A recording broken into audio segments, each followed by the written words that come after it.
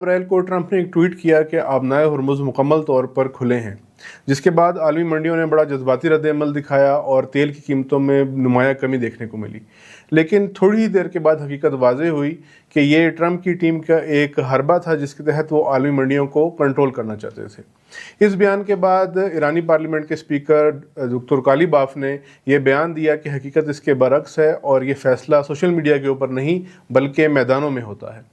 इसके फ़ौरन ही बाद इब्राहिम अजीज़ी, जो कि सिक्योरिटी काउंसिल के सरबराह हैं कमेटी के पार्लियामेंट के अंदर, उन्होंने एक ट्वीट किया जिस ट्वीट के अंदर एक नक्शा दिया और उस नक्शे में ये वाज़े किया गया कि आबनाए हुर्मुज़ से जहाज़ों के गुज़रने का रूट और रास्ता क्या है। आइए नक्शे की तरफ देखते हैं और इस चीज़ को समझने की कोशिश करते हैं। स्ट्रेट ऑफ हुर्मुज़ को अगर आप इस नक्शे पर देखें तो हमारे पास यहाँ पर 5 नुकात हैं जिनको हाईलाइट किया गया है। इन 5 नुकात में से ये नुक्ता लारक आइलैंड या जज़ीरा कहलाता है, जो कि जज़ीरा किस्म के बिल्कुल नज़दीक है। दर हकीकत जो जहाज़ों के गुज़रने का रूट है वो इसके शुमाल और जुनूब से होकर गुज़रता है। जितने भी तिजारती जहाज़ हैं उनके लिए जो मसीर और रास्ता मुअय्यन किया गया है वो रास्ता इस जज़ीरे के शुमाल और जुनूब से मुअय्यन किया गया है। इसके अलावा अगर हम आगे जाते हैं तो यहाँ पर भी हमारे पास ये 3 नुकात जो पॉइंट्स आप देख रहे हैं नक्शे के अंदर, अबू मूसा,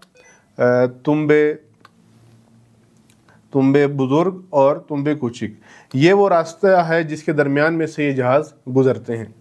इनका रूट जो मुअय्यन किया गया है उसके बारे में वाज़ेह पॉलिसी ये है कि ना ही जहाज़ कोई यहाँ से गुज़र सकेगा बग़ैर ख़र्च के, ना ही किसी जहाज़ को इजाज़त होगी बग़ैर सिपा पासदारान की हमांगी के बग़ैर गुज़रने की, और निज़ामी कोई भी जहाज़ यानी फ़ौजी जहाज़ यहाँ से नहीं गुज़र पाएगा।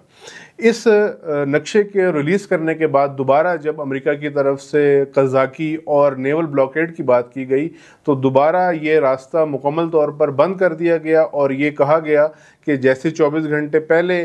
आबनाए हुर्मुज़ की सूरत हाल थी उसको वापस उसी पर पलटा दिया गया है और इस सूरत हाल से अमेरिका भी इससे लुत्फ़ उठाए और बाकी लोग भी लुत्फ़ उठाएँ जिन्होंने ईरान की तरफ